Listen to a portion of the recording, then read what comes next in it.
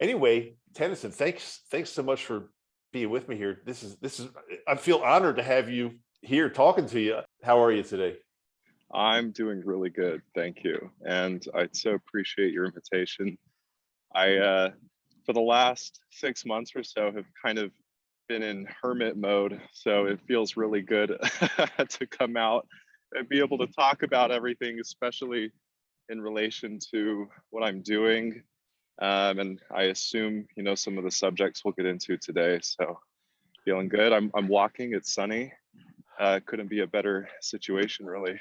So it was really cool meeting you like the way we did the other day, a couple of weekends ago. It was super cool, and I remember your story is like, if I may say, fucking amazing. I mean, it was. Wait, you're at a park right now. Where are you? So I'm actually at the park across the street from Liberty. Um, Oh. I realized I might get a little winded if I try to talk and walk at the same time. So Wait a minute. So we wait, stopped you're early. you're at the park across the street from Liberty Park, kind of, right? Yeah. Wait, where do you live exactly? Hold on. So here's 900 East, I think, Okay. or 8th East. So I'm on like 850 East, just a block that way, in between 8th and 9th, of course.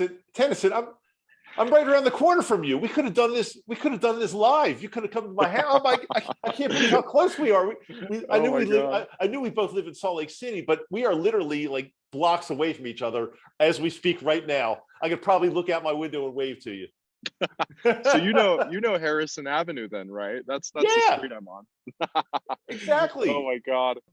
Okay, so when I was talking to you the other day, you had a little stand going, and I was amazed because I saw something about mushrooms, and it seems like you own a mushroom company, to say it like probably the simplest possible way. But Hmm. I want to hear a little bit about that, and I want to hear about your story, because I know you've got a story that got you to where you are now, and I want to hear about that. Okay, yeah. So the company's name is actually Magic Mogu. Mogu is Chinese for mushroom. So there's a little bit of an attempt to incept into the mainstream the idea of magic mushrooms. And of course, that extends far beyond psilocybin, though I'm also a huge proponent of psilocybin being something that is loved and respected and honored and not seen to be any different from anything else that people commonly use to enhance their well-being and ability to enjoy life. And so, of course, that's also a big piece of my story. um, I would say almost 6 years ago now, I was in the dark depths of depression. I had been diagnosed with severe depression and PTSD.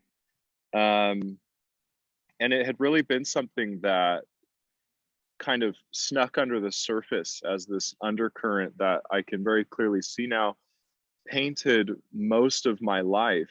And in a funny way, the lack of awareness of it both made life easier in that I didn't identify with this idea of being a certain way, but because there was also this underlying condition that I wasn't dealing with, it still dragged me down. And the way the therapist I worked with briefly described it, which resonated with me, was that I was drowning, and yet no one else could see that or understand how it was happening to me, because we were both there together, and for some reason I was suffocating on myself.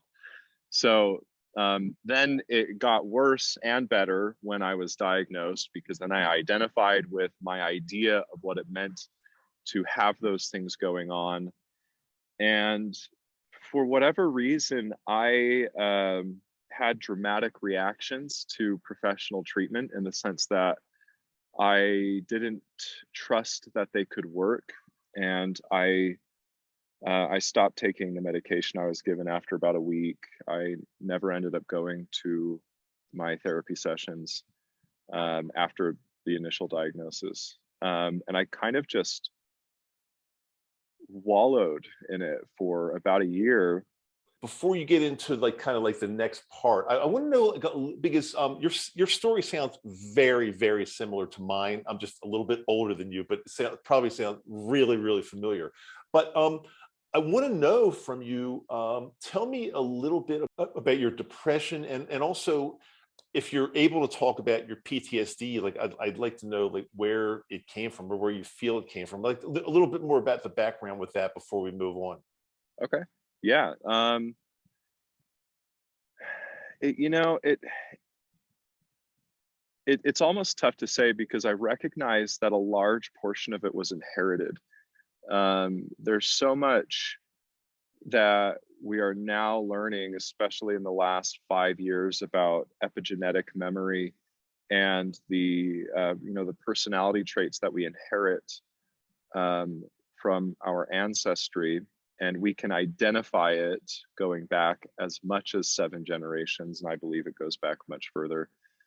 And much of those personality traits are trauma based, and so I think a lot of it actually was rooted in that. It was almost like I had the potential to express all of these traumatic conditioning traits that exist in my family line, which you could also call are a history of mental illness and a history of XYZ. So there was that, and then I had this unbelievably charmed childhood until I was about 22. Which was maybe slightly thrown off with this impending sense of this is too easy, this is too good, something's got to happen. And then it did. Oh, there's a dog walking over. Which was, I won't go into detail, but basically I went from this very charmed position. I had a very secure religious worldview. And I felt very confident in it because of the people that I depended on to kind of outsource that sense of confidence to, really. And so there was this moment when everything, because of certain events that had happened and really coincided with my own beginning to investigate life from a more authentic perspective, that kind of caused that old worldview to fall apart. I guess for a little more context, it was the Mormon worldview. And so I had discarded that. And then within a month of that happening, some certain events happened in my family, and we kind of lost everything, really, to put it bluntly.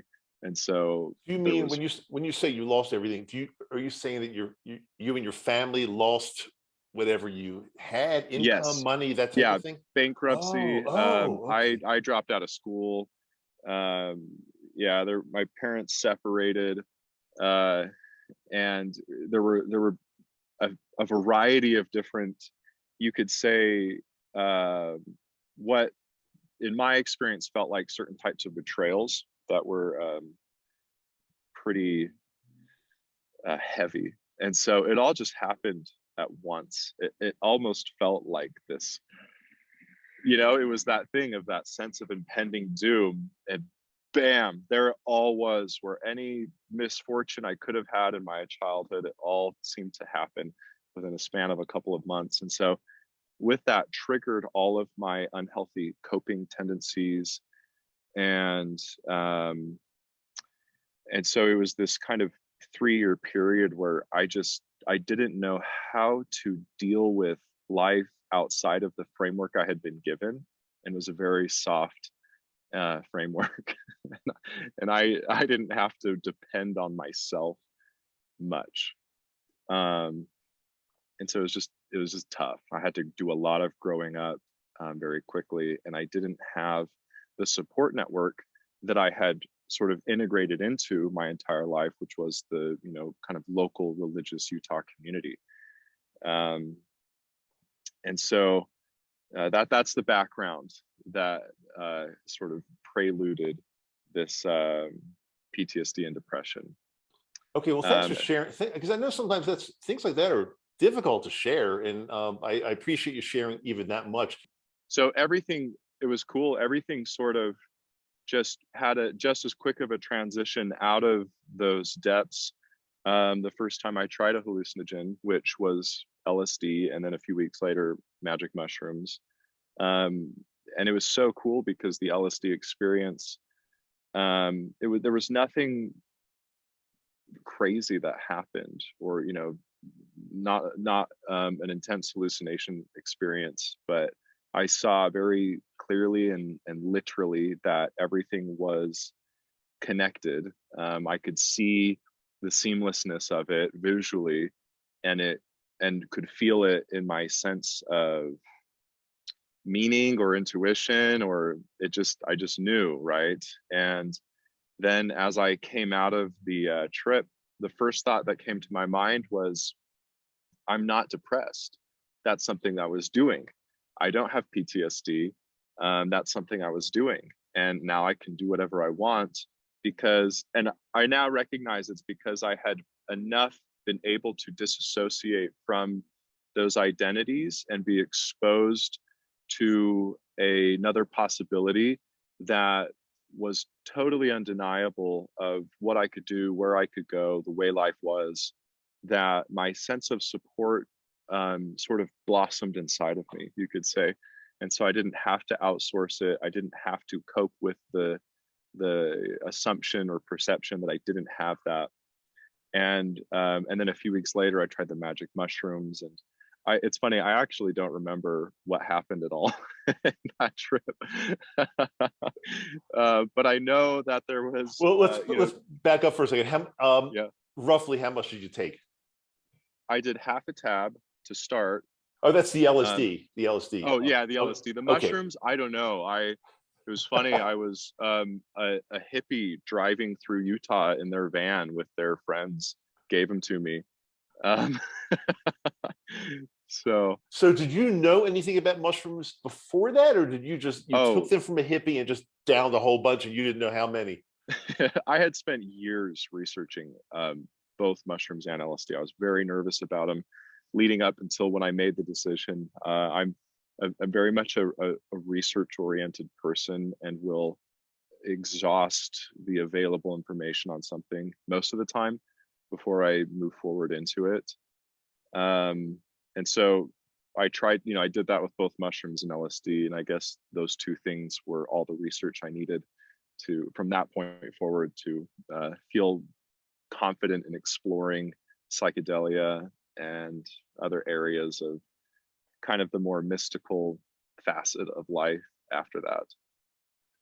So tell me a little bit more about your mushroom trip, and tell me about the trip itself, and then what happened after that. Like, what did you realize, and how did it change your life? Okay, so I would say that in contrast to LSD, which is very cognition based, very intellectual, I think mechanically LSD is turning on neural connectivity, and mushrooms are turning them down. And so you get to the same place, but kind of from a different direction, if that makes any sense. And with the mushrooms, it was around midnight that I took them. It was in dark. I had no music. It was probably 2 grams, 2 to 3 grams. And I want to say I just ate them. And so the experience was deeply emotional. And again, the way I look at it is, when you take psilocybin and it diminishes your mental activity, especially your egoic perceptual filters that have developed over a lifetime, the parts of you that have been suppressed by those filters for one reason or another, those parts are able to sort of bubble back up. And then it happens under a blissful context, because you've got this sense of euphoria that the psilocybin creates by mimicking, in a way, serotonin. If I'm getting it right, this is how I remember the science. And so you're able to view the parts of yourself that you unconsciously are the most afraid to express under a deeply loving and generally blissful and meaningful context. And that's what I experienced. It was very much like a mother experience, and reconnecting to life itself, and feeling a grand sense of empathy and appreciation, and really true love, non-transactional love, which I think is an important distinction for all life, especially my relationships. So that's all I really remember of how it was. And then, I came out, and there was that glow that I carried with me. And then ever since then, I just have that experience as a reference point to know where to go and how to be and kind of grow into. So what were you doing as far as work before you got into the LSD and before you got into the mushrooms? What was your job? Well, I was I was failing at work. I was getting into entry level positions and dropping out within a month almost every single time. I think I had gone through 4 different positions in that year between the diagnosis and the LSD trip. But then within the month after the LSD trip, I had begun working as an intern and quote entrepreneur in residence at a VC firm. Um, it was so unbelievable how it unlocked my ability to move towards my potential and take these big risks, or what felt like big risks, and work there. And I started a YouTube channel. I started devouring information on how to become a business owner. Wait, back Yeah. up. What's your YouTube channel? Maybe I'm not even sure I knew about that. Let's hear about Oh, that. it was so originally the idea was I was going to go completely broke, which is what I was at the time, and reach the point of financial independence where I could choose to retire if I wanted to within a year. So I've since deleted it. I've archived everything because it was kind of embarrassing. And the irony is I did it. It worked. Within a year, I had moved to the Caribbean, um, and was working once a week as an extra in films and living out my fantasy of a retired life. And it was funny because I'd given up on the whole project. I'd left the VC firm. I had abandoned the company I started, which was an augmented reality company, because I realized within 6 months of that they were so out of sync with what felt authentic and joyous to me that it wasn't right. And so then I went headlong into just let's just retire right now without the money and see what happens. And But how can so you? So how? Tell me how you can retire without money, though. I'm yeah, curious about that one. well, I don't think you can. I think I had a lot of luck. I was able to sell enough stuff and get a credit card to survive in the Caribbean at a hostel or sleeping on the beach. My food budget was $30 a week, and my entertainment was drawing and the occasional joint that somebody would give me in exchange for having a lighter on the beach. And so it wasn't, you got to be young and available to a pretty fortunate flow of people helping you out. But I was able to make enough money acting to survive, but not in a way that was fulfilling. And I realized that pretty quickly. And so my retirement ended within about 4 months, and I came back to Utah. Okay, and then you got back to Utah, and then what? What did you do? So when I came back, it was with this new sense of ambition and restlessness. I guess I kind of realized that my idea of retirement was something I had developed out of ignorance, and I actually did want to work and apply myself in ways that were uncomfortable but valuable. And so I moved in with my mom. I had almost no money. I got another entry level position. I worked at it until I could get a position as a remote marketer for a company. And I did that until I started Magic Mogu, actually. Okay, now that's a good segue into Magic Mogu. You had this, I guess, idea. Maybe you love mushrooms. I'm guessing that's the case. And I don't think Magic Mogu is doing anything with psilocybin that I know of, because I know in Utah here we really can't do that legally. So tell me how you got into this and what it is exactly and how you built it, and a little bit more about that. Hmm. So we're not doing anything with psilocybin yet. There is a very clear path to that once the legalization comes through. But so I would describe the last 10 years of my life as this succession of reaching the point of whatever I had fantasized my life needed to be in order to feel happy and then be done searching. And I would reach that point and become disillusioned with it, which was a huge blessing because it opened me up to something better. And then that would fall through as the thing. And so this job with being a remote marketer, I thought that was the thing. I'd have remote work, I'd have the income I wanted. I was working with people I cared about in a company that was meaningful. And when it fell through, it was because I'm not meant to be a marketer. I don't like it. I thought I did because I thought it would be easy, really. And so it was actually pretty devastating when I and my employer both came to this conclusion. And it was difficult for me to hear him say, you need to do something that's right for you. And I felt frustrated by that because it was such a mystery, and it felt scary to set out on my own in that way and not operate within an organization that somebody else had built, which also meant that they were taking on all the risks of trying something new. So I was in a difficult period after leaving that job where I felt lost, but I also knew that I couldn't depend on anything outside of my own intuition, you could say. So I actually I decided to fast, and my idea was I wouldn't eat until it came to me what the right thing was to do. Um, Was this and a so what type of fast was it? Was it a water, like you could drink water, I guess, right? only water. Only water. So Yeah, a water fast. yeah.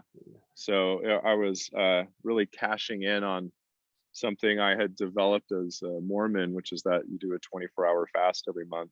So I kind of knew how to deal with it psychologically. um, and on the fourth day, it's so funny too how obvious it was and is in retrospect, but it just occurred to me the only thing I'm interested in are mushrooms. I had been taking large doses of mushrooms at least once a month um, for the last year, and other psychedelics, and had been having the most incredible experiences of insight and release and wonder and everything that comes with it. And it had brought so much richness and freedom to my life.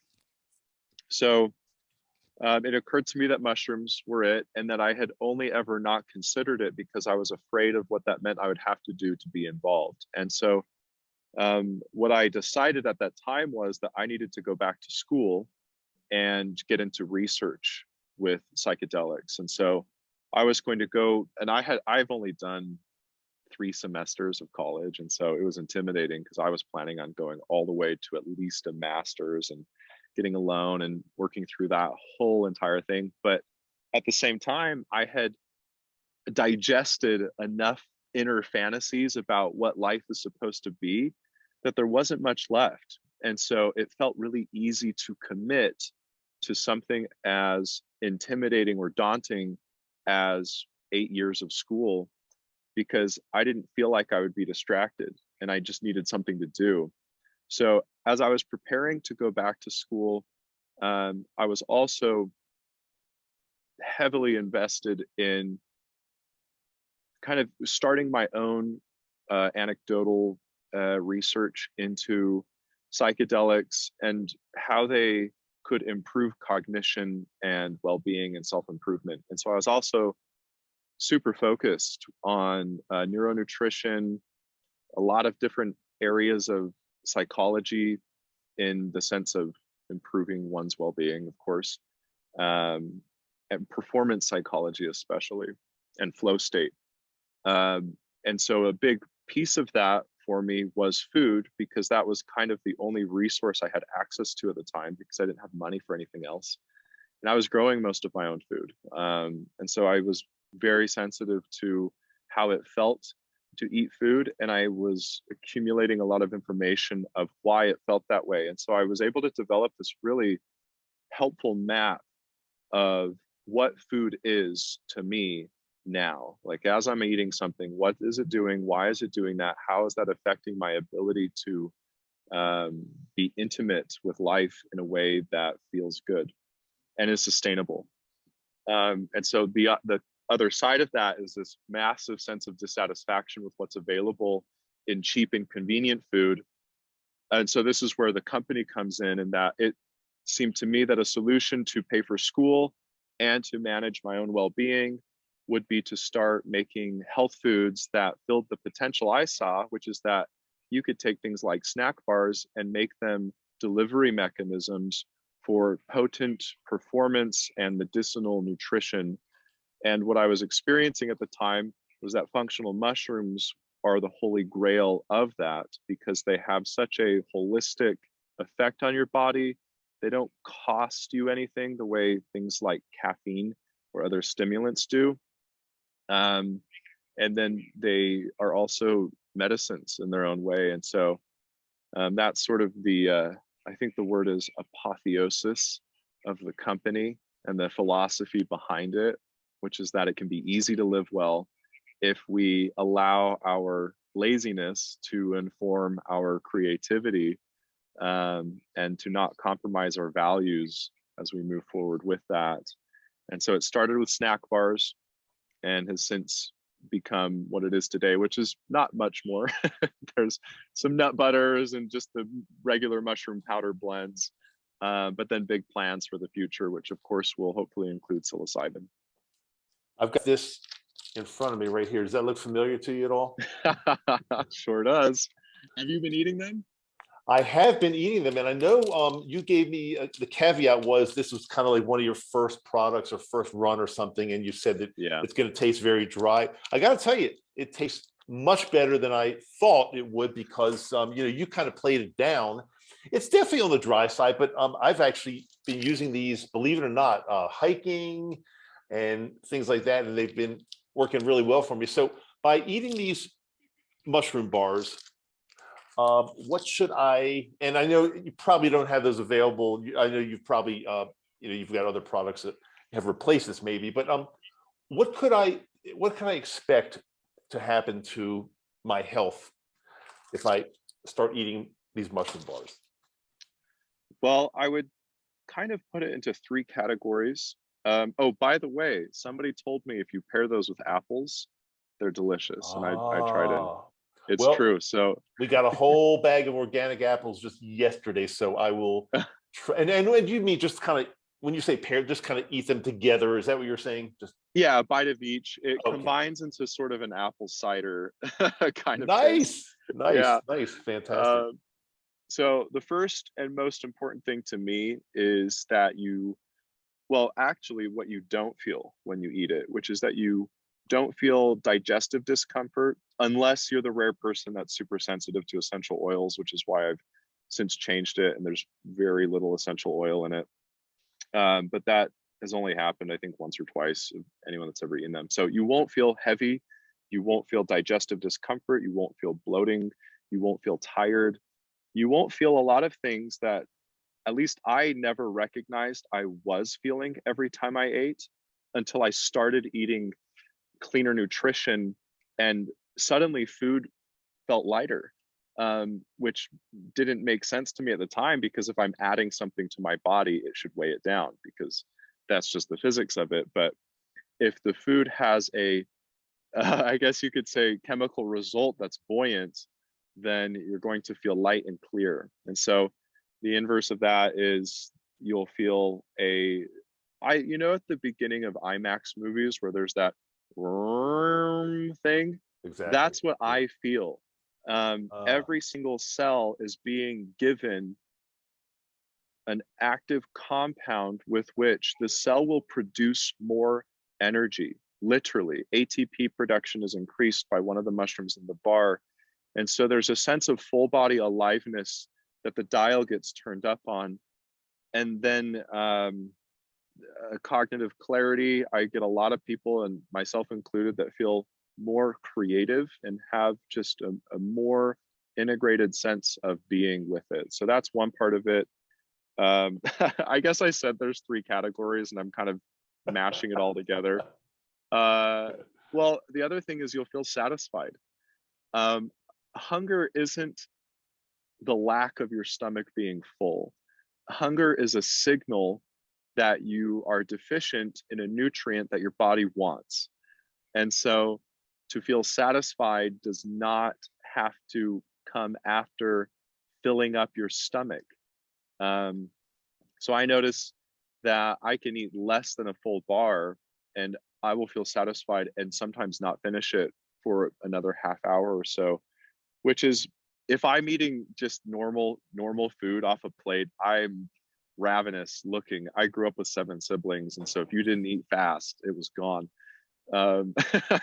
It's funny that you said that, because it was the other day, I think I was up at Alta or something, and I had one of your bars in my hip pack, and I opened it up. I was kind of hungry, and I ate half of it, and I felt totally satisfied. So I put the other half back in the hip pack. It still might be there right now, as a matter of fact. But it's very interesting that you said that, because I absolutely noticed that.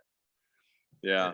It must have given me, so in other words, I got some kind of nutrition from it that satisfied me and my cells, and I felt like I didn't really have to have any more. I was okay.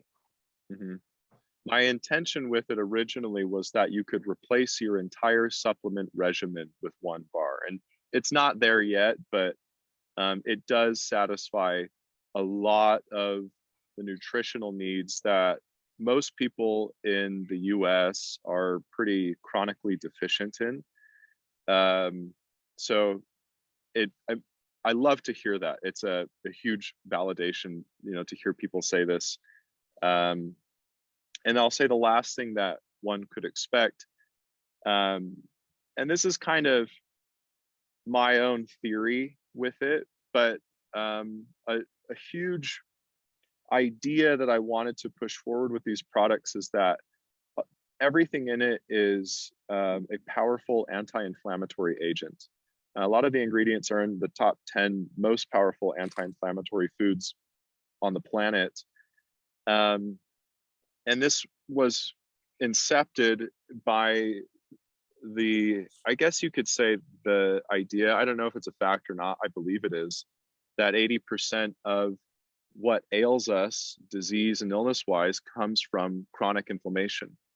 I'd say, well, there's no question about that. And the two big ones, let's face it, heart disease and cancer, they both come from chronic. They can come from chronic inflammation, for sure. And as a retired dentist, I don't know if I told you that when we first met, but I'm a retired dentist. Mm-hmm. Chronic inflammation, I'll tell you something, almost everybody has inflammation in their mouth, because it's not being treated properly. But that's something that we see, and that goes into your system. It's, everything's connected. You know that, Tennyson. I don't have to tell you that everything's connected. And when you've got chronic inflammation in your mouth, whether it's in your gums or wherever, it's traveling through your bloodstream, and it's going other places. Interesting. Yeah. Well, the where this really plays into my theory is that so a big piece of this all kind of came together those 3 years ago when I started the company. I had done a very high dose psilocybin trip and had this excruciating headache and nausea for the next several hours after it ended. Is it the same? So just sorry, but is this the same trip, your original psilocybin trip, or is this a trip after that? This was after. So this was a week or so after my 4-day fast. Tell me about that psilocybin trip, if you don't mind. So I wanted to test a bunch of ideas I had about how to intensify the trip, and they all worked. So the first one was to take 8 grams of mushrooms, which was just all I had. Well, that, I'll tell you, in itself, that'll work. You don't have to do it. If you're taking 8 grams, you Yeah, don't have to do anything else. yeah. I took every food I knew of that would have a positive impact on cognition. And then when I felt the the peak coming on, I got in an ice bath. And there were a few other things I did that were insignificant, because when I sat down into the ice bath, it was as if my consciousness flipped inside out, and I was seeing myself from the perspective of my shower head, and my shower head from the perspective of me, and also everything from the perspective of everything. It was as if I had been popped into a hyperspatial sense of awareness. And there was also, one of my arms just went up into a mudra, and I felt like I was emanating this like shape of a Buddha figure, and that was very multicolored. And then I also at the same time was looking at it. The only way I know how to describe it is that I was also perceiving all of this from a higher dimension, like a fourth dimension of awareness. And I could tell that because there was a gap between me and everything. And it was like this chasm of transparency, and I could see the edges of all of reality, where edges couldn't and shouldn't be, nor could they be seen, but there I was seeing them. And the last thing was, there was this infinite sense of bliss that I could turn the dial up and down on using my voice, and I could make my voice go into impossibly high falsettos to get there. And so that was that was it for the next few hours, and I don't remember much of what happened after that until the crash, I guess, that I had to pay for it all with after. That's a great story. And if I could just share something with you that happened to me just the other day. I mean, because it's funny when you said you just try to take anything possible or try to eat anything possible that would enhance the experience. So the other day, I just did my regular old microdose, which was 0.25 gram of course, dried mushroom, 0.25, which is small, it's a microdose. But at the same time, I took a little, and this is not calculator mathematicals. I don't even know how much it was, but I took, let's just say I took a swig. I took a swig from a little bottle of CBD that I have. And then I also ate 2 lion's mane mushroom capsules. So probably 250 milligrams each, so probably 500 milligrams of that. And between the 3 things, now I've been microdosing for a year and a half. And with 0.25 grams, I generally can hardly feel anything at all. But with everything I took together, and I'd like you to explain this maybe if you know the answer, with everything I took together, I felt this microdose as very strong. Now, I can't say it was like a true psychedelic trip, but like the entire day, I felt this level of energy and this aura around me that was just like magical. And I've never felt that with a microdose like that before. But having combined it with my stack of like CBD and lion's mane, something happened there. Yeah, I'm glad you bring this up, because it also ties into what I was meaning to loop back, which is this third thing I say you can expect at the bar. So my Oh, sense, wait a minute. Maybe it was the bar. Is it possible that maybe this ties into everything? Maybe because this has sent me on a tremendous trip from microdose. well, so to tie all of this together, including what you were saying, the bar is designed kind of on the side, wink, wink, to enhance a psychedelic trip. One, because everything in it is geared to be is neuronutrition or neurosupportive. It actually, I feel like I'm on a microdose when I eat a bar most of the time. And it so with the anti-inflammatory nature of it, this is my theory that I've been kind of alluding to. I think that when you're in a psychedelically expanded state of awareness, and that awareness is expanded in its perception of your own experience of your body, which I would say projects that experience to form this your psychological state in many ways. And so if you don't have inflammation kind of sounding the alarm, and so much of us have chronic inflammation that we've just grown accustomed to, if that dies down, um, I guess the way I would put this is that the place that the psychedelic is trying to take you to, it's a much smoother road to get there. And so it's much easier to get there and more quickly, and you're able to perceive it with so much more clarity and not have to deal with the psychological output from the inflammation. And again, this is all my theory about what's going on. And so I think that that's what happens. And I've gotten a lot of, if not everyone I've ever asked that tried the bar with any psychedelic, even cannabis, they had a much smoother and cleaner experience. And I think if you add CBD, your cannabinoid system, especially if it's full spectrum CBD, is so satisfied that you're able to, without having to work for it, drop into a parasympathetic state. And then all of just the factors of relaxation that come with CBD. And so you have this kind of dual effect of the CBD relaxing your sense of tension on a micro level. And then you have the psilocybin relaxing your sense of suppression on a neurological and psychological level. And so you're kind of opening up the stops on both ends.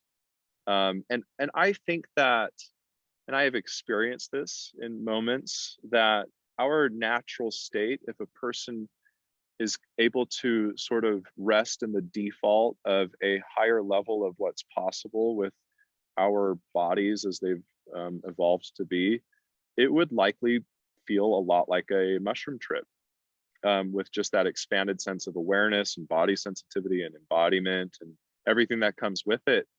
Because I've had moments meditating or just being an incredible experience where the sense of wholeness alone brought me into what you could say is an altered state, but maybe is just a more true state. And that to me is the big benefit of psychedelics, is they give us these reference points and we know that it's something that's possible. And so we begin to sort of trend towards that naturally. That's incredibly interesting, Tennyson. I mean, really. I'll tell you what I'd like to do, if it's okay with you. I'd like to really get a lot deeper into the non-psychedelic mushrooms and talk to you about those as far as inflammation and cognitive repair or enhancement or whatever. And there's so many more questions I want to ask you about mushrooms, whether they're psychedelic or non-psychedelic, and also about your business and some other things that just came to my mind while I'm talking to you. Would you be willing to come back for like a part two? Yeah, I would absolutely love that. That would be a lot of fun. I think we could just keep this conversation going. I mean, I knew when I met you the other day, super interesting guy, and I knew you'd be able to just run with this. But before we go for today, could you please let our viewers or listeners know how they can get in touch with you or your company, or if they want to order some of these? I'll tell you, it's funny. I didn't even realize the other day when I told you I did the 0.25 microdose and the other things I did along with it sent me just sailing, if that's like the right word. Yeah. I didn't realize that maybe the bar could have played. Now, I don't think I had part of your bar in the morning, but it's very possible the day before I had, because I think I hiked the day before and I probably had part of a bar the day before, which probably is still in my system. So I didn't even think about that aspect of it, but that's, I'd hate to see, or actually I'd love to see what would happen if I took a little bit of a larger dose and also introduced these same things that I had for the microdose. We got to talk about this stuff more. In the meantime, how do people find you, your website, your products, all of that stuff? Okay, yeah. The website is magicmogu.com. That's magic, MAGICMOGU. Then I have an Instagram, magic.mogu, Facebook, Magic Mogu. You can email me, Tennyson at Magic Mogu. And right now, the only physical location you can find me at is the Brighton Flea Market of Big Cottonwood Canyon, which is one of the most beautiful places in Utah. So Okay, so there's more than. I'm really glad you brought that up, because I wasn't even going to talk about the flea market, but that's where I met you about it's every Sunday, I think, right? Every Sunday. Yeah. And so those of you that are either local to Salt Lake or can get to Salt Lake on vacation, or you're not that far, you could drive in. Tennyson was absolutely right. The Cottonwood Canyons are perhaps some of the most beautiful canyons or beautiful areas, geologically, whatever, that I've ever seen. And we're privy to have them right here. People travel from all over the world to see these canyons, Big Cottonwood Canyon and Little Cottonwood Canyon. And so this flea market takes place every Sunday, basically all day long, I think. In Big Cottonwood Canyon at the very top, and it's Brighton Ski Resort, and they kind of do like a little flea market in the parking lot, and that's exactly where I met Tennyson. So you say that's the only place somebody could actually physically meet up with you right now? Right now, yeah. It's a funny story, and maybe we'll get into it next time. I was in stores briefly at the beginning of this year, and then had to pull everything back because I needed to redo it. And so I anticipate the next 2 to 3 months, we'll start going into local stores, and then as the progression goes into regional and so on. I've already spoken with a lot of the grocery stores around that people know about, so it's only a matter of time. Well, when the product you had on your little table there that really caught my eye was the what do you call it? The round little, is it like a truffle? What is that exactly? Well, I've been calling them Mogu Power Balls, which is just Power balls. Okay. the new formulation of the bar. But right now, I've got to make them by hand, and so they're balls. Well, if you don't mind me saying this, I bought only one. I should have bought more. It was fucking delicious. I ate half of it and immediately found my wife and had her eat the other half because it was delicious. Then, so that was so good. I bought. I had got a drink from you. What was that? Some kind of coffee with mushrooms, something in it. What was that exactly? Yeah, so I've been making my own cold brew, and I've got these mushroom shots, which is just a powder blend. Right. You only need about a teaspoon of it to add to the coffee, which it balances out all the negative side effects and enhances all the positive effects of coffee. So it's kind of the perfect marriage. I compare it to avocados and toast. They need to be together. It was really good. And then I liked that so much. And I like you, honestly, I like you. I said, what the heck? I bought like a whole box of these. So, anyway, that's what I wanted to have you as a guest, because I love talking to you. You're like the real deal. I want to mention you and your company because I think your future with this thing could be fantastic. I'm super interested in this stuff, obviously. So I'm glad we got together. I'm glad we met at Brighton, and I'm glad we were able to do this. Even though you're probably right now, literally, I could probably look out my front door and scream, and you can and wave. Yeah, we could shout the rest of the. So let's do this. Let's get you back. I've got so many more things I want to ask you, and maybe next time we could even do live to figure out how to set up the camera shots, but maybe we could do it live in my living room or something. That might work too. We'll however we do it, we'll do it. Sure. Yeah, sounds great. So thanks so much, Tennyson. I really appreciate you taking your time. And you and I will talk offline, and we'll get another date for part 2 of this thing. Okay. Awesome. Thank you, David. I so appreciate it. It's been a lot of fun.